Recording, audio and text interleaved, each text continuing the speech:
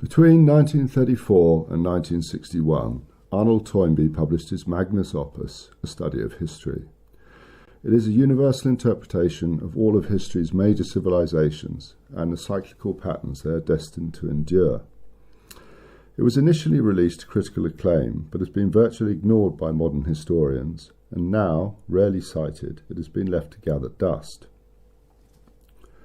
Toynbee posited that national history was not an intelligible field of study, and that the correct unit of historical inquiry was the civilization. Investigating the origins of all known civilizations, Toynbee concluded that they were born from a process of challenge and response, where the focus of a society shifted from ancestor worship to the celebration of those who developed new ideas and techniques. The breakdown of a civilization begins when this creative minority devolves into a dominant political minority, concerned only with maintaining its grip on power. The society becomes less harmonious and loses its self-determination. The decaying civilization is likely to enter a time of troubles, dominated by internal conflict before these altercations are extinguished by the establishment of a universal state. The Roman Empire, for example, emerged as the universal state of Hellenic civilization, which itself became the ancestor of Western Christendom. While the West has certainly passed through its time of troubles, it was spared the fate of a universal Leviathan, as a considerable portion of the West had emerged unscathed in the form of the United States of America. But in 1945, the West did stand on the brink of a new financial system.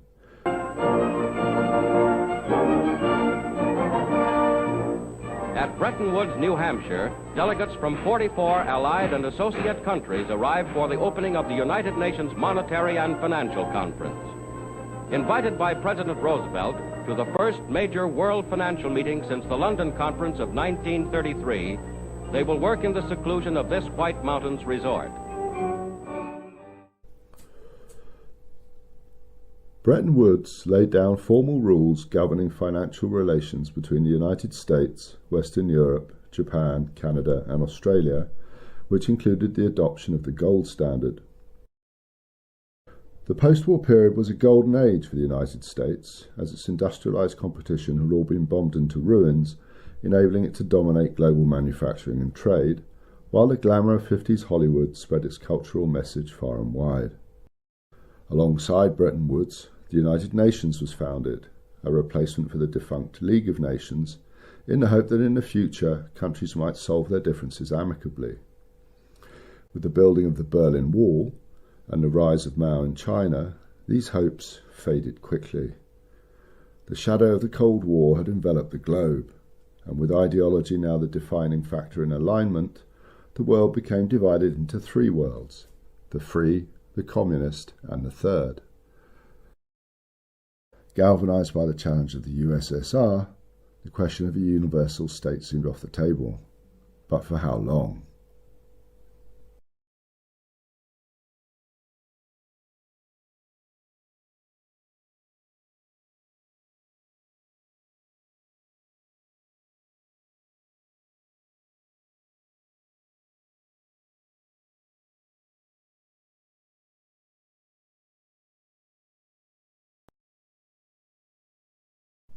The wholesome glow of the 50s soon faded as the West began to show signs of psychological exhaustion, a PTSD of the collective consciousness, a consequence of the devastation of 2 world wars in half a century.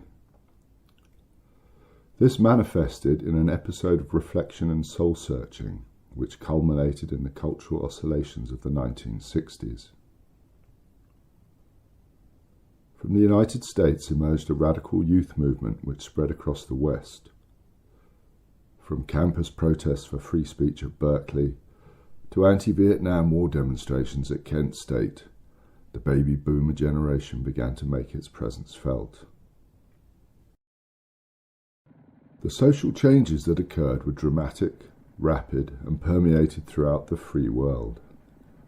With hindsight, it seems that 2 distinct philosophies drove these cultural upheavals. The primary and older force was the completion of the humanist liberal project, born from the quills of Voltaire and John Stuart Mill, and embodied by the civil rights movement and Dr. Martin Luther King Jr. The other was the rebirth of the Marxist project using the ideas of Berkeley professor Herbert Marcuse, the de jure philosopher for student radicals who participated in the 1968 Paris riots. Marcuse had recognized that the working class were not in a revolutionary stage, and alternative dialectics needed to be the focus of left-wing radicals, i.e., those of gender and race.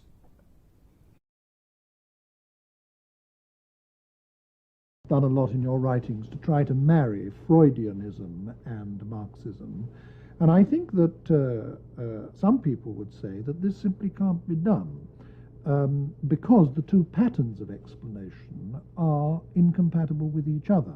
I mean, to put it extremely briefly, Marxist theory locates the ultimate level of explanation of human affairs in technique. The theory, put very simply, is that the level of development of the means of production in a society at any given time determine the formation of classes in that society, and that in turn determines the relationships of individuals to each other, and on that basis grow up what Marxists call the superstructure of ideologies, religions, philosophy, art, and so on. Now, according to Freud, something entirely different is the ultimate explanation of human behavior. The ultimate explanation, according to him, lies in the repressed contents of the unconscious, our unconscious wishes, fantasies, fears, feelings, and so on, which are repressed as a result of distortions in our earliest relationships, above all with our parents. And he explains not only social behavior, but also ideologies, art, religion, and so on, in terms of the externalization of the repressed contents of the psyche. Now, these are two entirely different kinds of explanation of the same set of phenomena. How can you possibly marry the two into a single theory? I think they can easily be married, and it may well be a very happy marriage. I think there are two extremely different interpretations of two different levels of the same whole, the same totality. Attacking the very foundations of liberalism in a critique of pure tolerance, his ideas began to permeate Western academia and were adopted by many protégés within the academy, including Angela Davis, despite being given early indications of the sort of results that can be expected when these ideas are put into practice. And against all reason, today the Jonestown story got much worse. The original count of persons found dead at the Jonestown site has been found to be seriously in error. It now appears there may be as many as 780 bodies total found at the site. They were found simply buried under other bodies. There were larger adults that were grouped together, and under their bodies were found the bodies of smaller adults and children. How is it possible that you can walk around and lift bodies up and just not see it? It's so incredible. When we were out there originally, there were bodies under bodies as we were working. On the international stage, Cold War confrontations, from Cuba to Vietnam, compounded and aggravated the domestic turmoil the US experienced during this decade. The US Army became further embroiled in the nationalist uprising turned ideological proxy war that Vietnam became, and the golden age of the United States was clearly over. Live around it. All of it began the first time some of you who know better and are old enough to know better let young people think that they had the right to choose the laws they would obey as long as they were doing it in the name of social protest.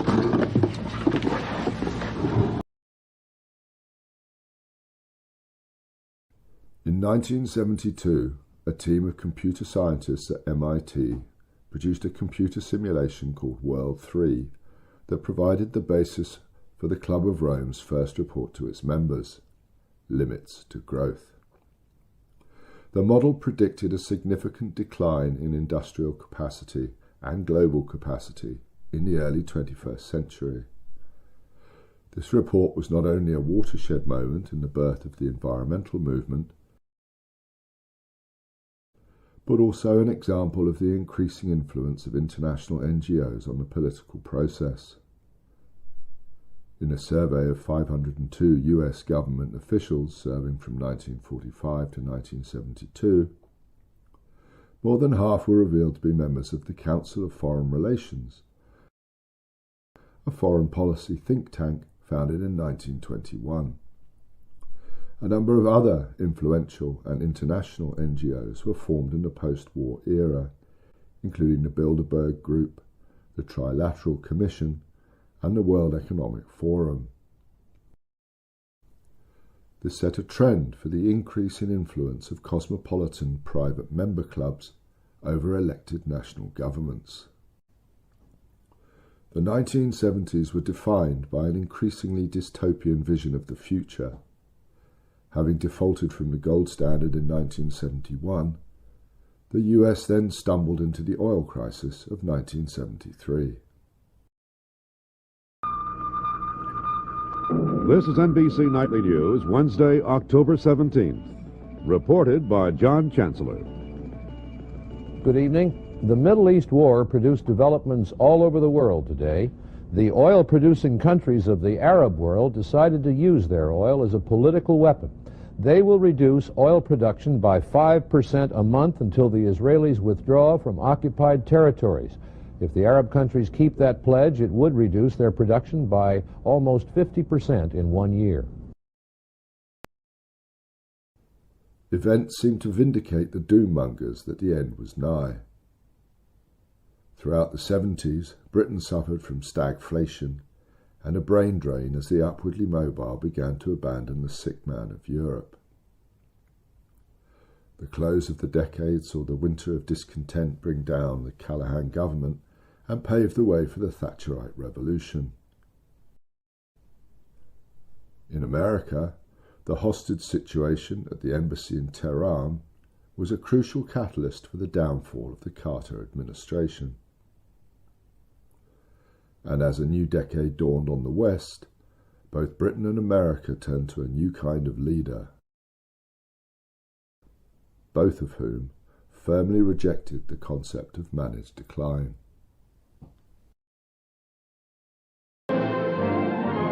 You wanted law and order in this town. You've got it.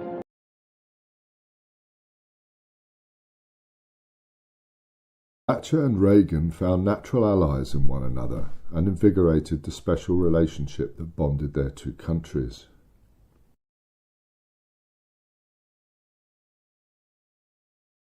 I may sum up. This has been a tremendously successful visit, and one which we shall long remember, both in our minds and in our hearts. Thank you very much.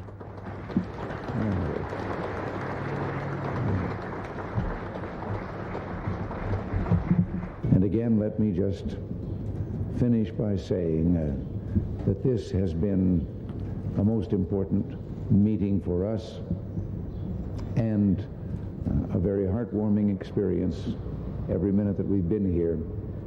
And we leave strengthened with the knowledge that the great friendship, the great alliance that has existed for so long between our two peoples, the United Kingdom and the United States, remains and is, if anything, stronger than it has ever been. Both shared a conviction that the Soviet Union could and should be confronted rather than contained. Both advocated the neoliberal economic policies of the Chicago and Austrian schools of thought in opposition to the Keynesian approach, which had brought the West stagnation and inflation. This allowed the West to regain some of the competitiveness it had lost in relation to the rising Asian economies, including Japan. We're reminded of the many traditions of openness and democracy that have marked the history of this city. Amir missed me.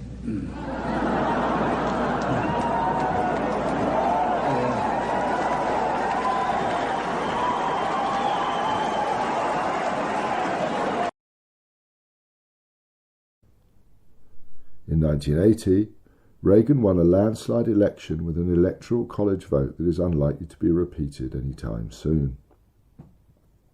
The Soviet invasion of Afghanistan provided the perfect opportunity for the Americans to give the USSR its Vietnam, and détente was rejected for a more aggressive foreign policy. British victory in the Falklands War provided another example of the West's willingness and ability to use military force to maintain international order. That war having been fought on the legal basis that UN members don't use force to settle disputes, rather than any territorial claim on the island.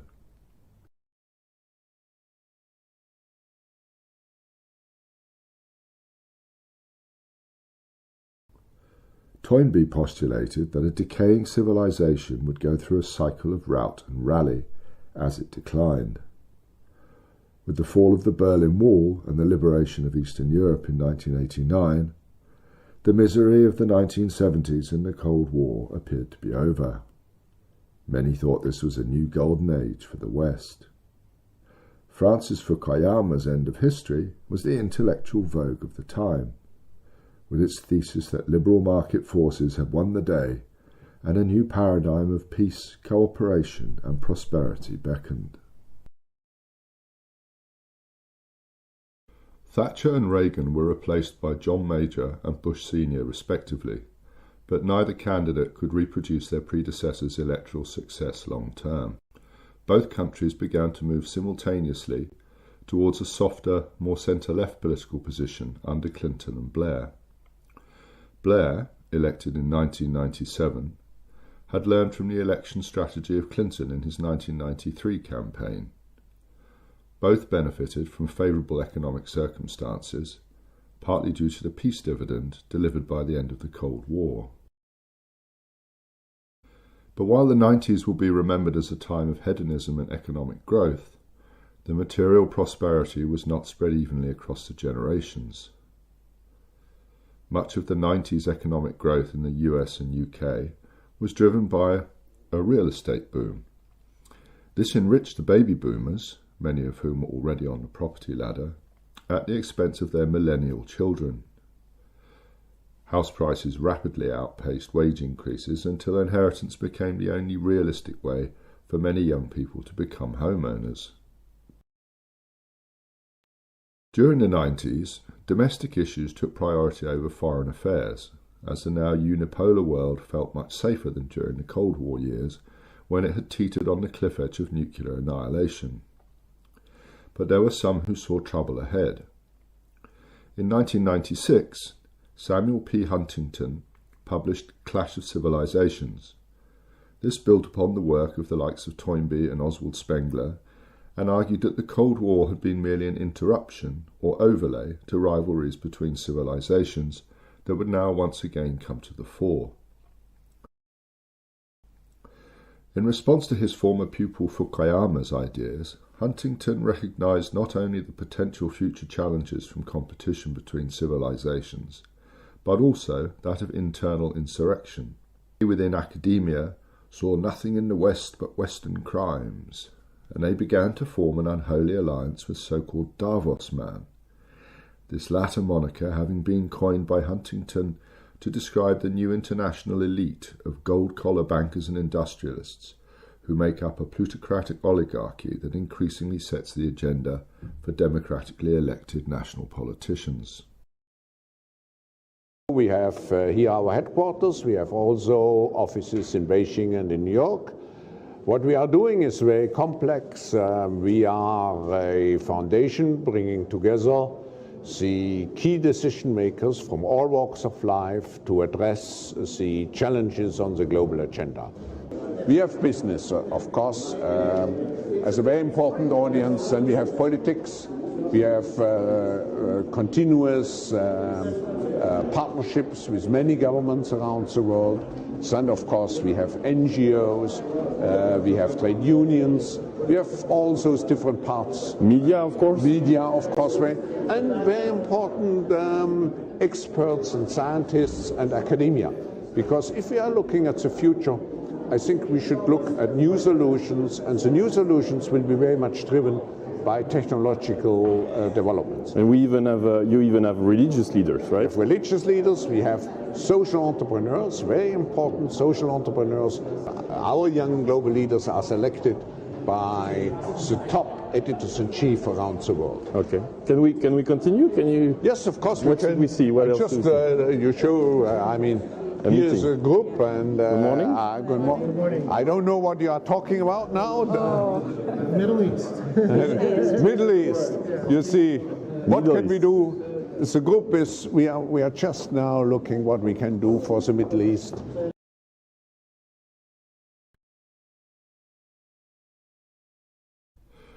Needless to say, Huntington's warnings were not heeded, and the West entered the 21st century full of optimism.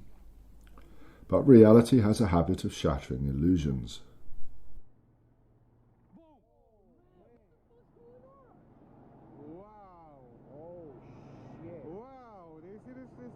September the 11th was a wake-up call to the West, but their response to it would lead to overstretch both at home and abroad. The widely supported war in Afghanistan was followed by the divisive war in Iraq and the mysteriously not so divisive but equally destructive war in Libya. The latter almost completely destroyed arguably the most developed of the Arab nations, despite Gaddafi's abandonment of weapons of mass destruction programs and its architect, the sainted Barack Obama, being a Nobel Peace Laureate. Internal overreach came in the form of Alan Greenspan's lowering of interest rates to avoid recession after 9/11, along with a general attitude of economic short-termism which culminated in the banking crash of 2008 and the birth of the Occupy movement. Fueled by righteous anger at the privatisation of profits and socialised losses, what at first seemed like the potential vehicle for left-wing radicalism will now be remembered as more of a moment than a movement. The initial energy was quickly exhausted as the unwieldy mass movement failed to define its goals. If Occupy achieved anything, it was that its implosion provided a catalyst for the fracturing and polarising of political allegiances that became the theme of political discourse from 2011 onwards. Since its emergence from academia into mainstream commentary, the culture war has penetrated all aspects of politics, creating exponential growth in alternative media as a rival to the corporate press.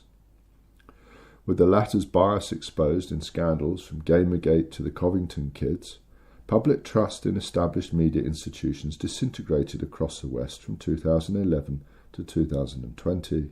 The election of Donald Trump. Of course, there's Donald Trump. Donald Trump has been saying that he will run for president as a Republican, which is surprising since I just assumed he was running as a joke.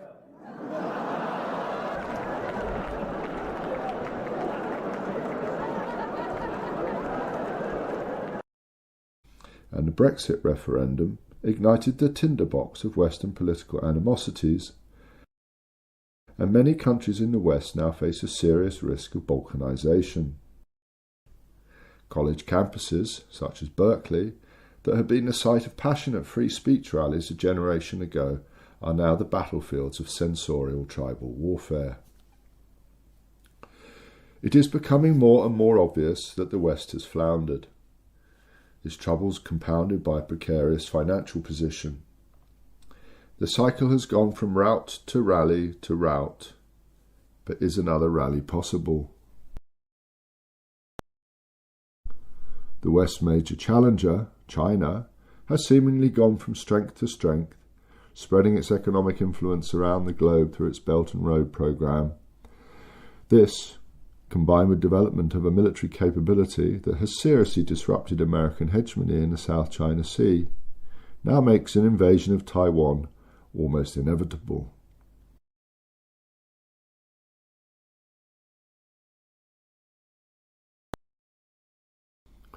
The Chinese Communist Party's disregard for individual rights, combined with its dystopian social credit system,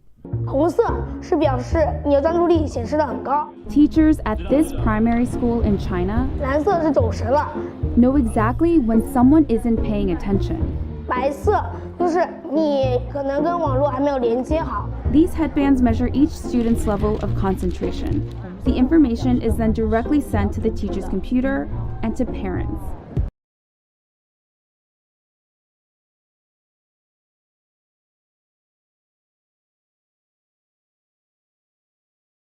Is the metaphorical boot stamping down on a human face for 1,000 years. No one alive today has ever lived in a world not dominated by the West, and only time will tell what that world will be like. But it is unlikely to be one in which the US dollar is the world's reserve currency, and a potential economic fallout from that transition may bring to a close over 300 years of Western cultural and economic hegemony.